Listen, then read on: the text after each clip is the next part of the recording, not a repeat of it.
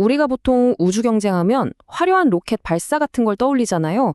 그런데 진짜 전쟁은 사실 우리 눈에 보이지 않는 곳, 바로 이 땅 위에서 벌어지고 있습니다. 이번 시간에는 이 지상 전쟁의 판도를 뒤흔들고 있는 한 기업, 인텔리안테크의 모든 것을 깊숙이 들여다보겠습니다. 자, 바로 이 질문이 오늘 이야기의 핵심입니다. 여러분은 어떻게 생각하세요? 진짜 힘을 가진 건 하늘에 떠 있는 위성일까요? 아니면 그 위성이랑 우리를 연결해주는 지상의 기술일까요? 지금 우주에서는요, 말 그대로 판이 바뀌고 있어요. 우리가 인터넷을 쓰는 방식 자체가 뿌리부터 흔들리는 그런 거대한 변화가 시작된 겁니다. 예전에는 어땠냐면요, 저기 36,000km 위에 위성 딱 하나 띄워놓고 썼어요. 그러니까 신호가 왔다 갔다 하는데 시간이 엄청 걸렸죠. 왜 옛날에 국제전화하면 말이 막 늦게 들리고 그랬잖아요. 딱 그런 느낌이었던 거죠. 근데 이젠 그게 아니에요. 우리 머리 바로 위 수백 킬로미터 상공에다가 위성을 수천 개를 그냥 쫙 깔아버리는 거예요. 마치 하늘에 보이지 않는 광 케이블을 설치하는 것처럼요. 훨씬 빠르고 딜레이도 거의 없는 거죠. 이게 바로 새로운 시대의 시작입니다. 그리고 이 시장, 돈이 얼마나 걸려있냐면요.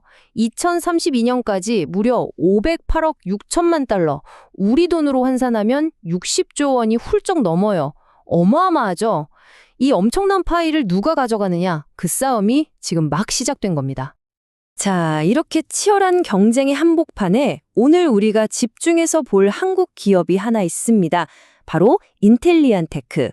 다른 회사들이 하늘에서 싸울 때 이 회사는 땅에서 우리 없으면 너희 아무것도 못해 하면서 아주 핵심적인 파트너 자리를 꿰차고 있는 거죠. 아니, 인텔리안테크가 도대체 어떻게 그런 중요한 회사가 됐을까요? 그 비결을 알려면 이 회사가 이미 정복해버린 시장을 먼저 봐야 합니다. 그 무대는 바로 저 넓고 푸른 바다입니다. 네, 맞습니다. 인텔리안테크는 해상용 위성 안테나 시장에서는요, 그냥 1위가 아니라 넘사벽 1위예요. 태평양 한가운데를 떠다니는 거대한 유조선, 수천 명이 휴가를 즐기는 크루즈선, 육지의 통신이 아예 닿지 않는 곳이잖아요. 바로 그런 곳에서 인터넷을 쓸 수 있게 해주는 기술로 이미 시장을 꽉 잡고 있었던 겁니다. 이런 저력이 그냥 생긴 게 아니에요.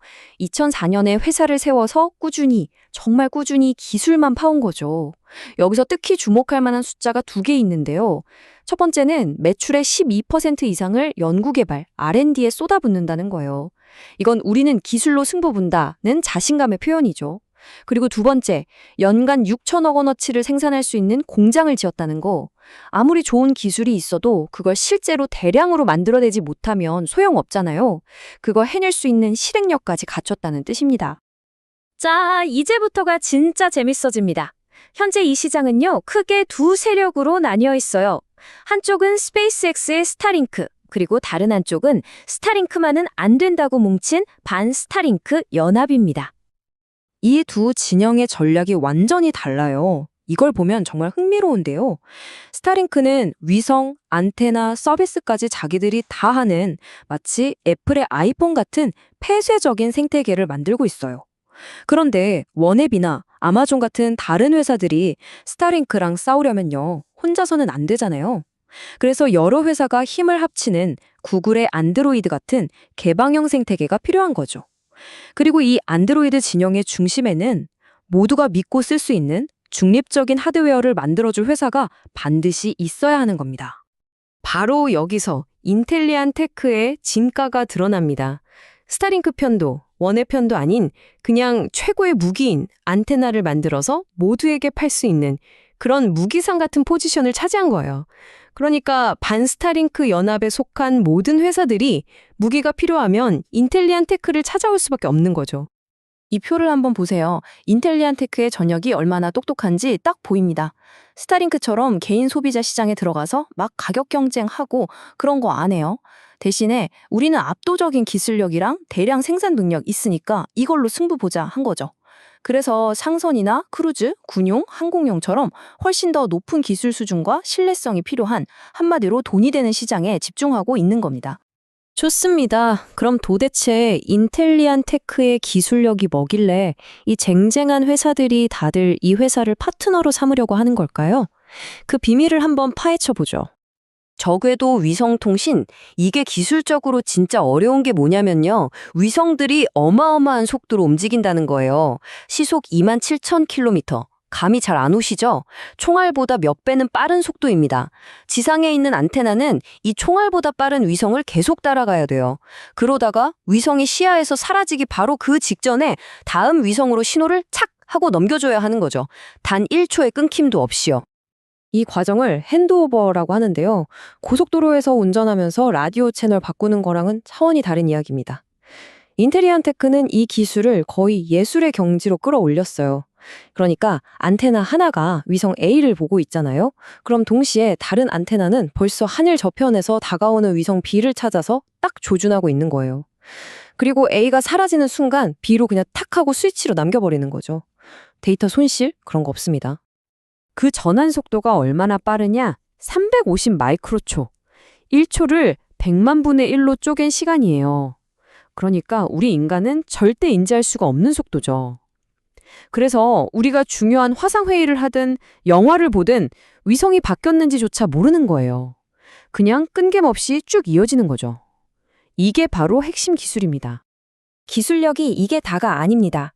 ASA라는 기술로 기계적인 움직임 없이 더 빠르고 정확하게 위성을 찾고요. 또 어떤 위성 회사랑도 손잡을 수 있게 다중궤도를 지원하는 유연성도 갖췄죠. 그리고 진짜 대단한 건 아마존의 프로젝트 카이퍼에 들어가는 게이트웨이 안테나예요. 이건 우주 인터넷망 전체를 지휘하는 심장 같은 거거든요. 이런 기술들을 다 가지고 있으니까 다른 회사들이 인텔리안 테크를 대체할 수가 없는 겁니다. 자, 그럼 이제 돈 얘기를 좀 해볼까요? 회사 실적을 보면 작년에 적자였네? 하고 의아해하실 수도 있어요. 하지만 여기엔 미래를 내다본 아주 큰 그림이 숨어 있습니다. 2024년에 기록된 적자는요, 실패가 아닙니다. 이건 계획된 투자예요. 앞으로 쏟아져 나올 저궤도 안테나 주문을 소화하기 위해서 대량 생산 라인을 미리 깔고 아마존 같은 거대 파트너들을 위한 맞춤형 개발에 돈을 먼저 쓴 거죠. 그러니까 나중에 더 큰 수확을 하기 위해서 지금 씨앗을 열심히 심은 거라고 보시면 됩니다. 이 차트가 그 모든 스토리를 딱 보여주죠. 2023년까지는 흑자 잘 내고 있었어요. 그러다 2024년에 미래를 위해 과감하게 투자를 하면서 일시적으로 적자를 본 거죠. 하지만 그 결과가 어떻게 나타나냐? 2026년에는 무려 317억 원의 이익을 낼 걸로 보고 있습니다. 단기적인 손해를 감수하고 더 큰 미래를 선택한 아주 영리한 전략인 셈이죠. 이런 장밋빛 전망이 그냥 나오는 게 아닙니다. 이미 도장 다 찍은 굵직한 계약들이 이걸 뒷받침하고 있어요. 계약 내용을 한번 보세요. 원웹, 아마존 카이퍼, 파나소닉. 이름만 들어도 알만한 글로벌 기업들이죠. 특히 파나소닉 계약은 우리한테 제일 와닿을 거예요. 앞으로 우리가 비행기 타면서 와이파이로 넷플릭스 보고 화상회의까지 할 수 있게 되는 거. 그게 바로 이 기술 덕분입니다. 이런 계약들은 그냥 숫자가 아니라 인텔리안 테크의 미래 성장이 이미 예약되어 있다는 보증수표나 다름없습니다. 자, 정리해볼까요? 인텔리안 테크의 전략은 아주 명확합니다. 이미 1등을 먹은 해상시장. 여기서는 안정적으로 돈을 계속 벌어요. 이게 캐시카우죠. 그리고 여기서 번 돈으로 앞으로 폭발적으로 클 게 확실한 저궤도 안테나 사업. 이 새로운 성장 엔진에 기름을 붓는 겁니다. 안정성과 성장성, 이 두 마리 토끼를 다 잡는 아주 완벽한 그림이죠. 오늘 이야기를 마무리하면서 마지막으로 이런 질문을 던져보고 싶습니다. 앞으로 다가올 초연결 사회에서 진짜 패권을 쥐는 건 과연 하늘에 수천 개의 위성을 띄운 회사일까요? 아니면 그 모든 위성과 땅에 있는 우리를 하나로 끊김없이 연결해주는 기술을 가진 회사일까요? 어쩌면 진정한 승자는 저 멀리 우주가 아니라 우리가 발 딛고 서 있는 바로 이 땅에서 결정될지도 모릅니다.